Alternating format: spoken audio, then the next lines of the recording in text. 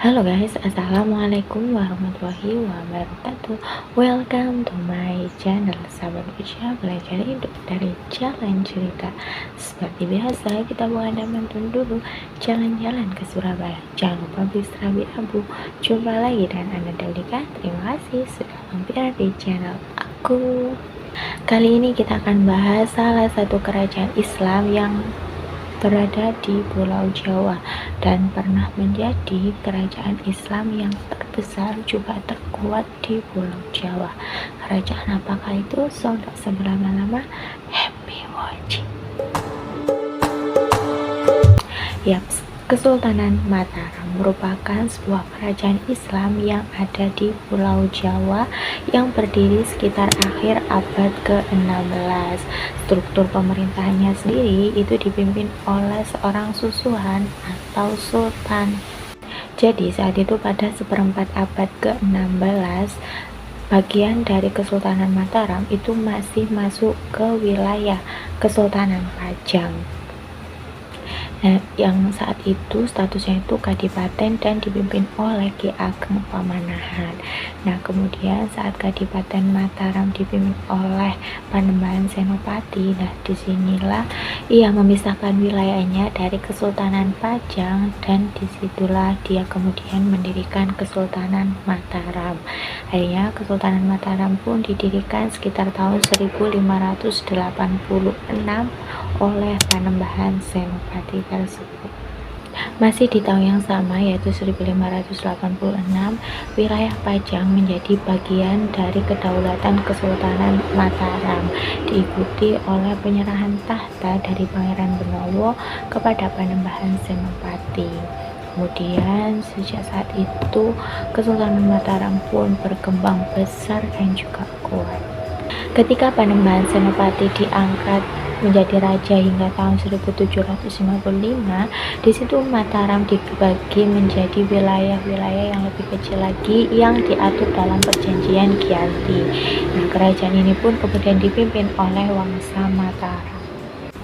Sepanjang abad ke-17, tepatnya saat itu pada masa pemerintahan Sultan Agung, Mataram menjadi salah satu wilayah yang terkuat di Pulau Jawa yang berhasil menyatukan Jawa Tengah, Yogyakarta, sebagian besar Jawa Barat kecuali Banten, kemudian Jawa Timur termasuk Madura, Sukadana atau Kalimantan Barat, Makassar, juga Sumatera yang termasuk di dalamnya ada Palembang dan juga Jambi. Para penguasa Mataram adalah keturunan dari Ki Ageng Sela, Ki Ageng Enis, dan juga Ki Ageng Pamanahan. Perintis dan pendiri Wangsa Mataram bersama tokoh Sela lainnya yaitu Ki Jurumartani dan Ki Panjawi. Pada dasarnya penguasa Mataram mulanya itu bergelar Panembahan, kemudian Susuhunan.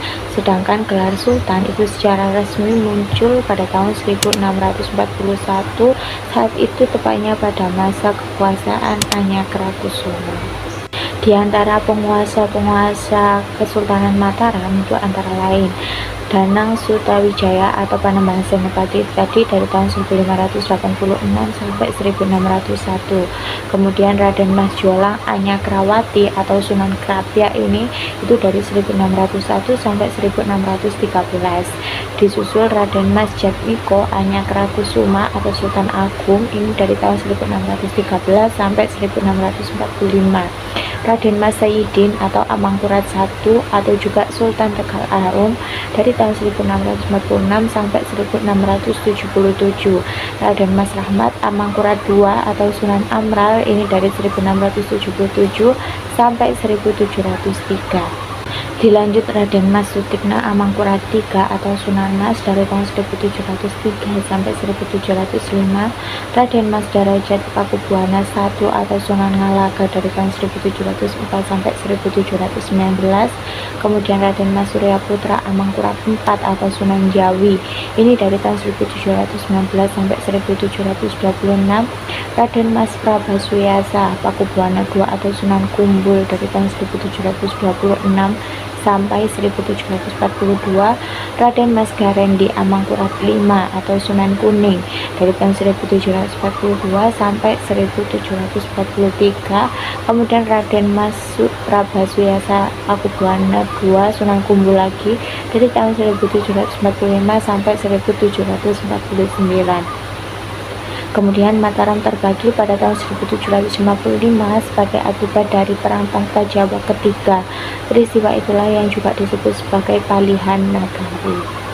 Kesultanan Mataram di bawah pemerintahan Anyakra-Kusuma itu mencapai puncak kekuasaan Mataram, di mana beliau ini sangat anti terhadap pemerintahan VOC, di mana saat itu dia ini menolak perdagangan perusahaan Hindia Timur Belanda atau VOC di pantai utara. Hal ini ia lakukan karena ia tidak mau ekonomi di pantai utara itu melemah karena adanya campur tangan dari VOC. Nah, dari situ hubungan Mataram dan VOC itu semakin merenggang. Seperti yang aku jelaskan di sebelumnya bahwa penggunaan nama sultan itu kan secara resmi di tahun 1641. Nah, itu tidak langsung serta-merta menggunakan gelar sultan begitu saja, tetapi di tahun 1691 itu utusan Anyakra-Kusuma itu ke Mekah meminta izin untuk menggunakan gelar sultan tersebut, dan akhirnya ketika ia sudah mendapatkan izin gitu, akhirnya di situ Anyakra-Kusuma mendapatlah itu gelar Sultan Abdul Muhammad Maulana Matarami. Namun gelar tersebut tidak berlangsung lama karena sampai di akhir hayatnya dia ini kerap sekali menggunakan nama Sunan Agungnya. Pada tahun 1645, Sultan Agung mendirikan Imogiri sebagai tempat pemakaman yang letaknya kurang lebih 15 km sebelah selatan Yogyakarta. Nah, Imogiri ini itu digunakan sebagai tempat peristirahatan sebagian besar keluarga dari Kesunanan Surakarta dan juga Kesultanan Yogyakarta. Sultan Agung sendiri wafat sekitar tahun 1646. Meskipun kerajaan Islam, kerajaan Mataram ini tidak sepenuhnya sistem atau budayanya mengambil seluruhnya dari ajaran Islam, tetapi lebih ke arah peradaban budaya Jawa asli yang digabung dengan unsur-unsur Islam. Kesultanan Mataram merupakan simbol kekuatan antara sosial politik Islam di Jawa, dan disitulah peralihan masa Hindu-Buddha ke masa Kejawen. Mataram diakui mampu menyiarkan agama Islam secara kultural yang saat itu ditandai dengan perubahan besar pada masa Sultan Agung yang dapat mengadaptasikan agama dengan daya lokal. Islam dihadirkan di Jawa secara adaptif dengan budaya asli dari Jawa itu sendiri. Nah, sehingga ajaran Islam pun sangat mudah diterima oleh masyarakat Jawa kala itu. Dan dari situ pribumisasi Islam di Jawa pun semakin berkembang pesat karena diterima di lingkungan masyarakat. Sepeninggal dari Sultan Agung, Kesultanan Mataram tahtanya itu diambil alih oleh anaknya, yaitu Amangkurat I. Nah, di situ ibu kota atau pusat dari keraton itu dipindahkan ke Keraton Pleret, sebenarnya tidak jauh dari keraton sebelumnya. Namun di bawah kepemimpinannya inilah terjadi gejolak politik yang sangat tidak stabil bagi Kesultanan Mataram itu sendiri karena banyak tekanan dari VOC. Banyak perang saudara terjadi sehingga ini menjadi awal mula dari kemunduran Kesultanan Mataram. Setelah keruntuhan Mataram pada abad berikutnya, Pulau Jawa yaitulah kembali ke kolonialisme Belanda. Namun bagi sebagian orang Jawa, Kesultanan Mataram menjadi sejarah yang tak akan bisa terlupakan, terutama di masa Sultan Agung yang menjadi kebanggaan masa lalu yang gemilang bagi masyarakat Jawa. Dan Kesultanan Mataram ini itu juga menjadi kesultanan Islam yang terakhir berjaya di Pulau Jawa tersebut.